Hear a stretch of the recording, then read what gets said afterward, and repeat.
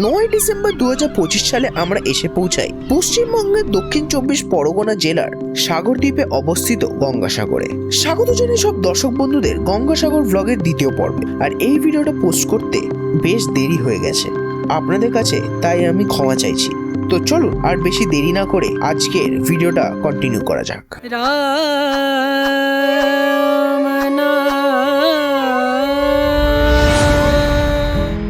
আমাদের ভ্লগের গল্প শুরু হয়েছিল কলকাতা থেকে, কিন্তু এই ভিডিও শুরুতেই আমরা পৌঁছে গেছি গঙ্গাসাগর। এর আগের পর্বে আমি শেয়ার করেছি গঙ্গাসাগরে পৌঁছানো নিয়ে বিভিন্ন রকম তথ্য। আপনারা চাইলে এই ভিডিওটা দেখার পর আই বাটনে ক্লিক করে আগের পর্বটাও দেখে আসতে পারেন। লঞ্চ আমাদের নামিয়ে দিল কচুবেড়িয়া ঘাটে। সেখান থেকে জেটি পেরিয়ে বাইরে বেরিয়ে প্রথমেই আমার চোখে পড়লো একটা গরু গাড়ির স্ট্যাচু আর একটা ছোট মন্দির। তারপর সেখানকার টোটো স্ট্যান্ড থেকে একটা টোটো ভাড়া করে আমরা বেরিয়ে পড়লাম কপিল মুনির আশ্রমের উদ্দেশ্যে। এই টোটো ভাড়া করেছি, টোটো ভাড়া টোটাল দুটো 540 টাকা পড়েছে আমাদের, চারজন 8জন।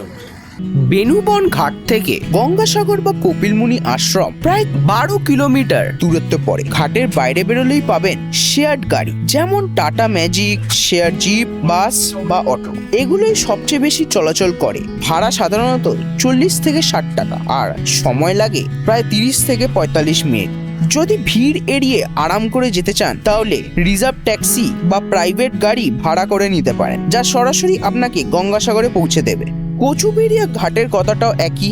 বাইরে থেকেই টাটা ম্যাজিক, শেয়ার গাড়ি আর অটো সহজেই পাওয়া যায়।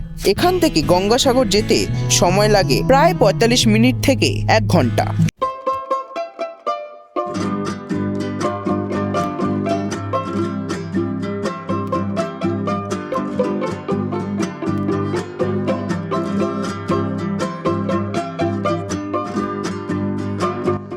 এটা যেটা আপনারা দেখলেন সেটা হচ্ছে নাগরাজ দেবের পুজো, আর সেটা 5 দিন 7 দিনের মতো হয়।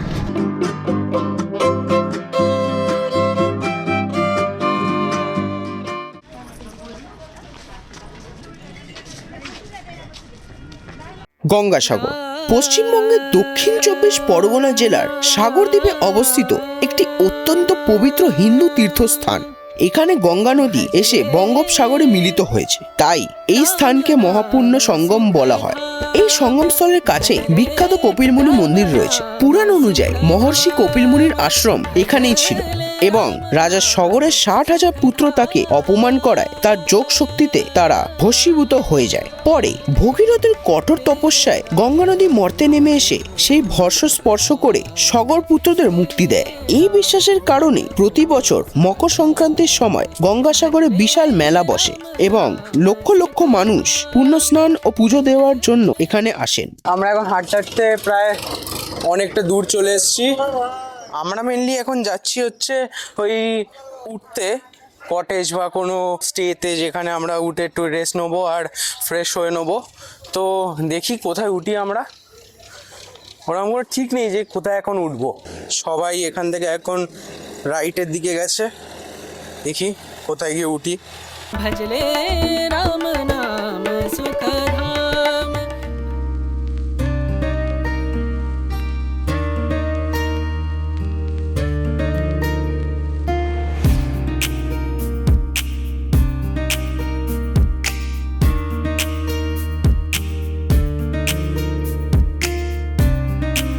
এই যে এটা হচ্ছে আমাদের এই কটেজটা, আর এখান থেকে সামনে এখানে পুরোটা বড় মাঠের মতো। এটা আমাদের ভাড়া পড়ছে হচ্ছে 600 টাকা বার্গেন করে। এখন তো ভেতরে বলতে গেলে কোনো কারেন্ট নেই, তো এখানে পাশে ইলেকট্রিকের কাজ চলছে। 5টা থেকে কারেন্ট আসবে, তো এখনো ভেতরটা দেখাচ্ছি না, পরে আপনাদের দেখাবো। এখানে একটা বেড আছে, ওখানে এসি আছে, আর এখানে একটু ফল সিলিং করা আছে এবং টেবিল দিয়েছে। এখানে চেয়ারও দিয়েছে, তার সাথে বাথরুমটা আপনাদের দেখিয়ে দিই। এখানে একটা গিজার আছে, শাওয়ার, বালতি দিয়েছে এখানে একটা, এখানে কলগুলো আছে। তারপরে পিছনে এখানে বেসিন দিয়েছে। জানি না এটা একদম দরজার পিছনে, মানে দরজাটা যদি পুরো নামে খোলে তাহলে এটা ধাক্কা খাবে এটার সাথে, পুরো খোলে না ওরকম ভাবে। আর এখানে টয়লেটটা। ভজলে রাম নাম সুখধাম। গুড ইভিনিং বন্ধুরা, এখন আমরা যাচ্ছি কপিল মুনির আশ্রমে। এখন বাজে হচ্ছে আপনার 5:20। আলো থাকাকালীন গঙ্গাসাগরের যে রূপটা চোখে পড়েছিল, আধার নামার পর তা যেন অন্য রূপ ধারণও করেছিল।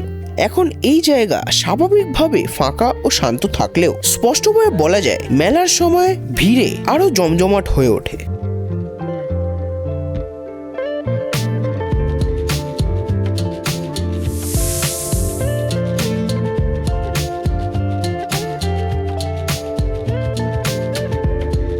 এই জায়গাটাতেই বলতে গেলে গঙ্গাসাগরের মেলার সময় সব স্টল ফল বসানো হয়। এখন তো মন্দিরটায় অত আলো জ্বলছে না, মেলার সময় ওখানে আরো বেশি আলো লাগিয়ে জ্বালানো হয়।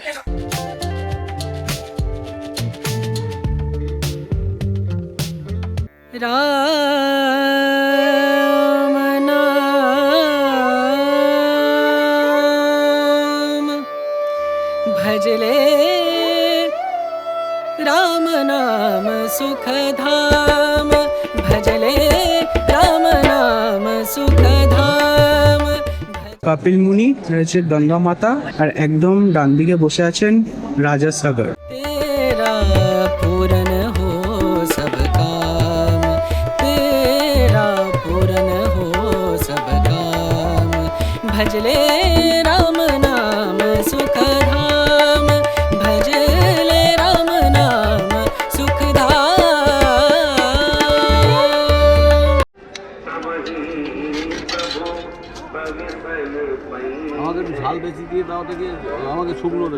আর কপিল মুনি মন্দির আমাদের কটেজের একদম হাঁটা পথ ডিস্টেন্সেই আছে, এখান থেকে ওখানে। আর আমাদের কটেজটা এই সামনেই, এখান থেকে ঘুরে রাইটে যেতে হবে। আপনারা যদি এখানে আসেন তাহলে ওই কটেজটায় উঠতে পারেন। আমি ওই কটেজটার নাম্বারটা ডেসক্রিপশানে দিয়ে দেবো। আর তার সাথে কমেন্টে নিশ্চয়ই জানাবেন যে এই ভিডিওটা আপনাদের কেমন লাগছে। আজকের রাতটা এখানেই শেষ। পরের দিন সকালে উঠে আমরা বেরিয়ে পড়লাম গঙ্গাসাগরের বিচের দিকে স্নান করার উদ্দেশ্যে। পথে এগোতে এগোতে চোখে পড়লো অনেকগুলো মাটিতে রাখা ব্লু কালারের অবজেক্ট। প্রথমে ঠিক বোঝা না গেলেও পরে বুঝলাম এগুলো গঙ্গাসাগরের মেলায় বিপুল সংখ্যক পুণ্যার্থীর পানীয় জল ও দৈনন্দিন ব্যবহারের জলের চাহিদা মেটানোর জন্য অস্থায়ী সরকারি ব্যবস্থা। হাঁটতে হাঁটতে এসে ঢুকলাম আরেকটা জায়গায়, যেখানে প্রথম চক্ষুষে তো বুঝতে পারিনি যে জায়গাটা কি কাজে লাগে। পরে সবার কথায় জানতে পারলাম এখান থেকে গঙ্গাসাগরের পানীয় জল থেকে শুরু করে দৈনন্দিন ব্যবহারের জন্য সব জল সাপ্লাই করা হয়। আরো আগে এগিয়ে দেখি হোগলা পাতার ঘরগুলি, যা গঙ্গাসাগরের মেলার সময় লক্ষ লক্ষ পুণ্যার্থীরা যারা এখানে পুণ্য স্নান ও পুজো করার জন্য আসে তাদের থাকার অস্থায়ী ব্যবস্থা হিসেবে তৈরি। দেখুন, দেখতে দেখতে আমরা শেষ পর্যন্ত স্নান করার জায়গাটায় পৌঁছে গেছি। दे रे रे ना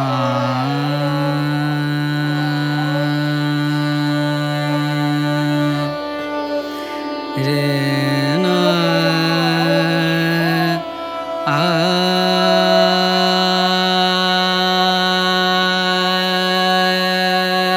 रे दे ना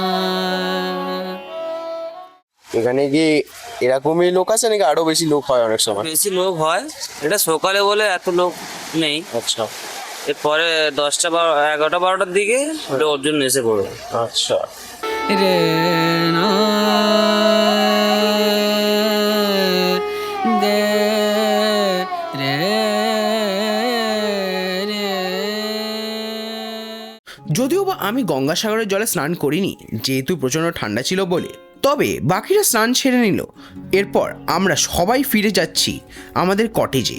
সেখানে খানিকক্ষণ রেস্ট নিয়ে আমরা আবার বেরিয়ে পড়ব আমাদের বাড়ির পথে। তো বন্ধুরা, এখন আমরা বেরিয়ে যাচ্ছি এই যে টোটো করে। আমরা সাইট সিইং করতে করতে যাব, যেখানে লঞ্চে উঠতে হয়, তারপরে লঞ্চ করে আবার ফেরত চলে যাব। তারপরে সেখান থেকে আবার ট্রেন ধরে ফেরত কলকাতা।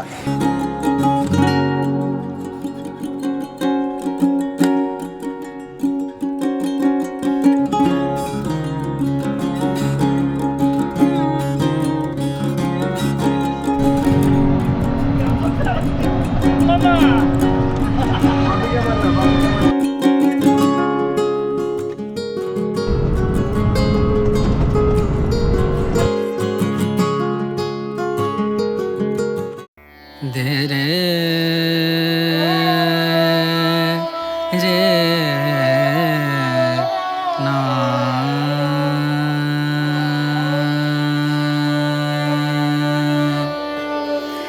রে না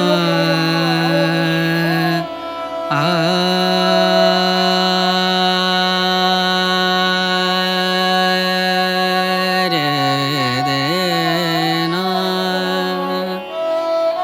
এখন আমরা দেখতে এসেছি বাসন্তী ঠাকুরের মন্দির এবং বিশালাক্ষী ঠাকুরের মন্দির।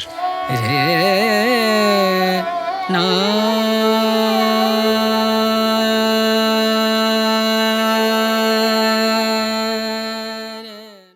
এটা হচ্ছে বিশালাক্ষী ঠাকুরের মন্দির, এখন দেখা যাচ্ছে না।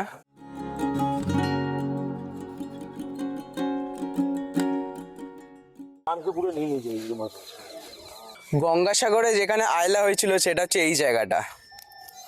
মাটি তোলার যে গাড়ি আছে, মানে ওই যে জেসিবি গুলো, ওখানে একটা গাড়ি দেবে গেছিল, ওটাকে এখনো তুলতে পারেনি। জায়গাটার নাম হচ্ছে ধোবলাহাট শিবপুর। আয়লাতে এখানে 4টে গ্রাম ছিল, আপনারা জানেন হয়তো। গ্রামটা নিশ্চিহ্ন হয়ে গেছে। কত বড় ফার্মল্যান্ড দেখুন একবার। ওই কোন ওখান থেকে শুরু হয়েছে, এখনো চলছে। এই যে এই ফার্মল্যান্ডগুলো যেগুলো আপনারা দেখলেন, সেখানে ধান, লঙ্কা, তারপরে আলু, তরমুজ এইগুলো চাষ করা হয়, শুধু গমটা চাষ করা হয় না। এর পরের ডেস্টিনেশন যেখানে আমরা গিয়েছিলাম সেটা হচ্ছে রামকৃষ্ণ মিশন আশ্রম। রামকৃষ্ণ মিশন আশ্রম মানসদ্বীপ শুরু হয় 1928 সালে এবং 1955 সালে এটি রামকৃষ্ণ মিশনের একটি ফুল ফ্লেজেড আশ্রম হিসেবে স্বীকৃতি পায়। শুরু থেকেই আশ্রমটি শিক্ষা, স্বাস্থ্যসেবা, সমাজসেবার ক্ষেত্রে কাজ করে এসেছে। এখানে স্কুল, স্টুডেন্ট হস্টেল ও লাইব্রেরির মাধ্যমে স্থানীয় ছাত্রছাত্রীদের পড়াশোনার সুযোগ রয়েছে। বিশেষ করে গঙ্গাসাগরে মেলার সময় আশ্রমটি তীর্থযাত্রীদের জন্য লজিং বা গেস্ট হাউস সুবিধা প্রদান করে। এটি মূলত সহজ পরিচ্ছন্ন ঘর ও বেসিক স্টে এর ব্যবস্থা, যাতে মেলায় আসা মানুষেরা নিরাপদে ও আরামদায়কভাবে থাকতে পারেন। এছাড়াও আশ্রমের তরফ থেকে খাবার এবং প্রয়োজনীয় সহায়তার ব্যবস্থা করা হয়।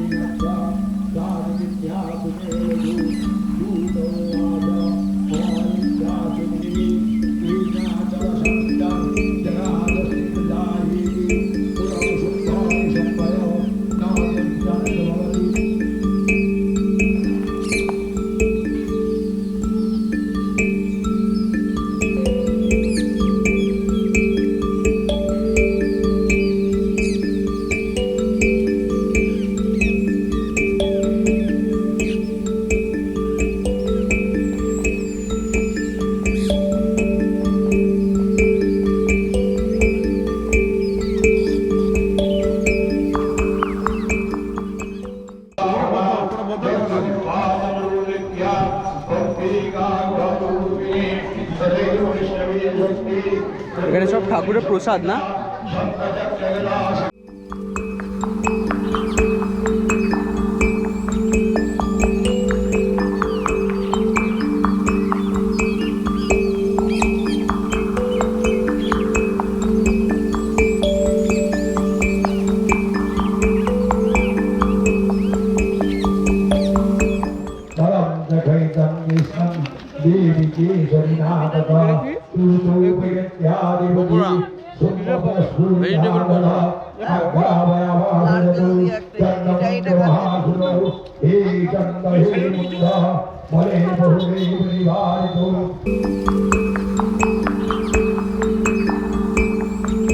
বন্ধুরা, আমি আমার ভিডিওটা এখানেই শেষ করছি। 3টের সময় লঞ্চ আছে, তখন আমরা লঞ্চে উঠবো আর ডিরেক্ট চলে যাব ওই পারে।